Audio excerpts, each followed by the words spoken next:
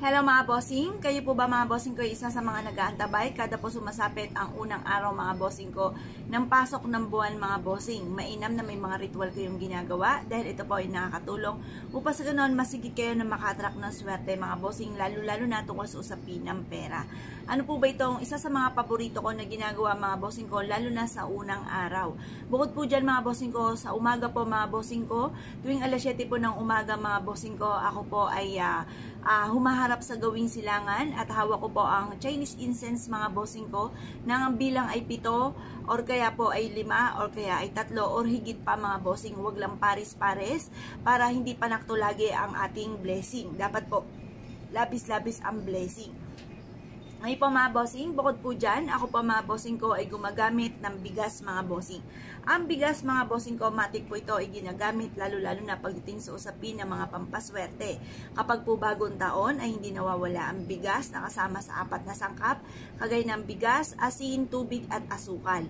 Yung 4 na sangkap na yan ay hindi nawawala mga bossing ko na ginagamit ang mga pampaswerte. Pero ang bigas ay matik po yan mga bossing, lalo na kung kayo po mga bossing ko ay naniwala sa mga pampaswerte, ang bigas ay hindi nawawala.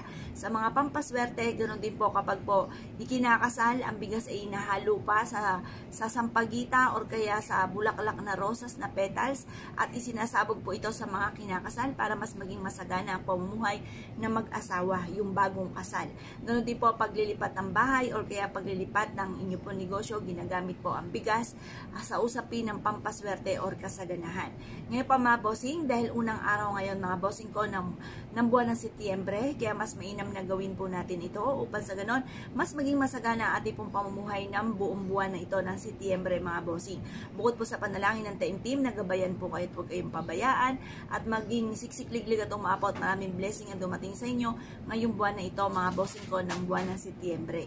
Ngayon pa mga bossing, bukod sa ating pong sipag at tiyaga at pananalig sa mahal na Panginoon ay subukan niyo po ito. Harap ka po sa gawing silangan at panalangin ng taimtim na mula sa inyong pong puso. Sabihin niyo po dito sa pamamagitan nito ay magtutuloy-tuloy na ang pasok ng swerte, kailanman na hindi na kayo mamumblema tungkol sa usapin ng pera, makakabayad na kayo sa lahat ng inyong pong mga pagkakautang at sa negosyo na inyong pong pinaplanong umpisahan ay dito na kayo yayaman. Or kaya po mga bossing ko, i-wish nyo po na kung kayo mananaya, manalo na ako ng jackpot sa mga buwan na ito at ako'y maging milyonaryo or bilyonaryo na sa taon ng 2024. Ganun na mga pag-wish, walang gamit na sana, direct to the point. At pagkatapos, pwede nyo siyang ilagay sa inyo pong pitaka, pwede nyo siya ilagay sa inyo pong bag, isiksik sa inyo pong bulsa, or kaya ilagay sa ilalim ng inyo pong unan. Bukod sa, sinare ko nga po sa inyo na mainam na meron tayong 168 or 1,608 mga bossing ko sa ilalim ng ating unan at ang dulot ng numerong yan ay napakaswerte, tapos sasabayan nyo pa ito ng bigas ng kasaganahan. Ngayon pa mga bossing, kung kayo po naniwala at nais nyo po itong gawin, huwag na kayo magpatumpik-tumpik pa, subukan nyo po ito, proven po ito na napakaswerte. Dila po mga bossing, salamat po!